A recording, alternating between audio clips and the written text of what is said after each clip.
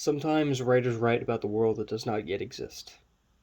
We do it for hundreds of reasons. Because it's good to look forward, not back. Because we need to illuminate a path we hope or fear humanity will take. Because the world of the future seems more enticing and interesting than the world of today. Because we need to warn you, to encourage, to examine, or to imagine. The reasons for writing about the day after tomorrow, and all the tomorrows after that follow it, are as many and as varied as the people writing. This is a book of warning. It is a reminder that what we have is valuable, and that sometimes we take what we value for granted. There are three phases that make it possible: the world of writing, and about the world of not yet. You can call it science fiction or speculative fiction. You can call it anything you wish. And they are simple phrases. What if only, and if this goes on. What if gives us change, a departure from our lives? What if aliens landed tomorrow and gave us everything we wanted, but at a price? If only lets us explore the glories and danger of tomorrow. If only dogs could talk. If only I were invisible.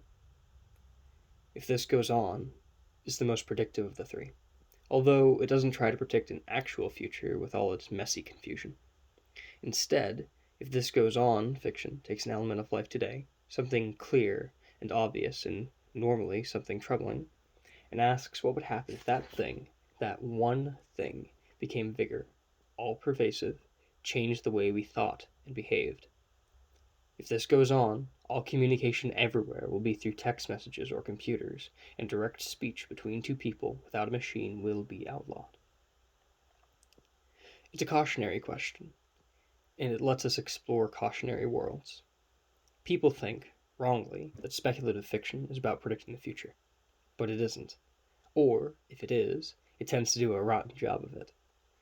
Futures are huge things that come with many elements and a billion variables, and the human race has a habit for listening to predictions of what the future will bring and then doing something quite different. What speculative fiction is really good at is not the future, but the present. Taking an aspect of it that troubles or is dangerous, and extending and extrapolating that aspect into something that allows the people, of the time at least, to see what they are doing from a different angle and from a different place. It's cautionary. Fahrenheit 451 is speculative fiction. It's an if this goes on story. Ray Bradbury was writing about his present, which is our past. He warned us about many things. Some of those things are obvious, and some of them, half a century later, are harder to see. Listen. If someone tells you what a story is about, they're probably right. If they tell you that that is all the story is about, they're definitely wrong. Any story is about a host of things. It is about the author. It's about the world the author sees and deals with and lives in. It's about the words chosen and the way those words are deployed. It's about the story itself and what happens in the story. It's about the people in the story. It is polemic. It's an opinion. An author's opinions of what a story is, and what it's about, are always valid and are always true. The author was, therefore, after all, when the book was written. She came up with each word and knows why she used that word instead of another. But an author is a creature of her time, and she cannot see everything that this book is about. More than a century, or more than half a century, has passed since 1953. In America in 1953, the comparatively recent medium of radio was already severely on the wane. Its reign had lasted near about 30 years, but now the exciting new medium of television had come into ascendancy, and the dramas and comedies of radio were either ending for good or reinventing themselves with a visual track on the idiot box. The news channels of America warned the juvenile delinquents, teenagers in cars who drove dangerously and lived for kicks.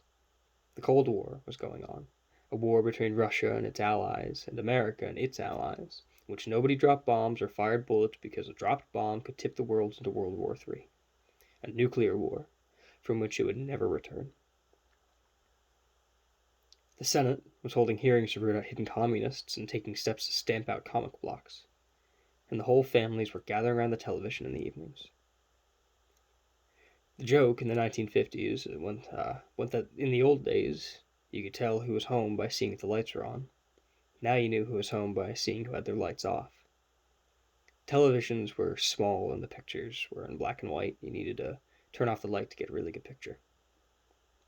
And if this goes on, Ray Bradbury thought, nobody will read books anymore. And Fahrenheit 451 began. He had written a short story once called The Pedestrian, about a man who was incarcerated by the police after he stopped simply for walking. That story has become part of the world he was building, and 17-year-old Clarice McClellan becomes the pedestrian in the world where nobody walks. What if firemen burned down houses instead of saving them? Bradbury thought. And now he had his way into the story. He had a fireman named Guy Montag who saved a book from the flames instead of burning it. If only books could be saved, he thought. If you destroy all the physical books, how can you still save them? Bradbury wrote a story called The Fireman. The story demanded to be longer. The world he created demanded more. He went to UCLA's Powell Library. In the basement were typewriters you could rent by the hour by putting coins into the side of the box and just going to work. Ray Bradbury put his money into the box and typed his story. When inspiration fledged, when he needed a boost, when he wanted to stretch his legs, he would walk through the library and look at the books. And then his story was done. He called the Los Angeles Fire Department and asked them for what temperature paper burned. Fahrenheit 451, somebody told him. He had his title. It didn't matter if it was true or not. The book was published and acclaimed. People loved the book. They argued about it. It's a novel about censorship, they said, about mind control, about humanity, about government's control over our lives, about books. It was filmed by Francois Truffaut, though the film's ending seems darker than Bradbury's, as if remembering the book is perhaps not the only safety net that Bradbury imagines, but is in itself another dead end. I read Fahrenheit 451 as a boy. I didn't understand Guy Montag. I didn't understand why he did what he did, but I understood the love for books that drove him. Books were the most important things in my life. The huge wall-screen televisions were as futuristic and implausible as the idea that people on the television would talk to me. I would take part if I had a script. Fahrenheit was never a favorite book. It was too dark, too bleak for that. But when I read a story called Usher 2, in Silver Locusts, the UK title for the Martian Chronicles, I recognized the world of outlawed authors and imagination with a fierce sort of familiar joy. When I reread it as a teenager, Fahrenheit 451 had become a book about independence, about thinking for yourself. It was about treasuring books and the dissent inside the covers of the books. It was about how we as humans began by burning books and end by burning people. Rereading it as an adult, I find myself marveling at the book once more.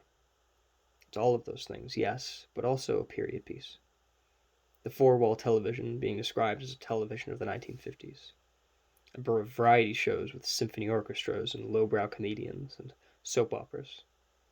The world of fast-driving, crazy teenagers out for kicks, and the endless Cold War that sometimes get hot, of wives who appear to have no jobs or identities save for their husbands, bad men being chased by hounds, even mechanical hounds, is a world that feels like it has its roots firmly in the 1950s.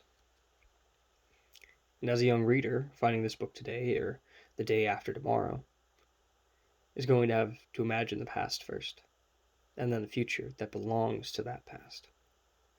Side note, that's what retrofuturism is, and I will rant about that forever because it's a fucking amazing topic.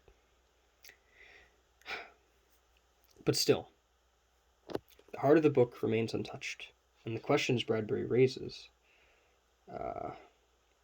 remain as valid and as important. Why do we need things in books? The poems, the essays, the stories?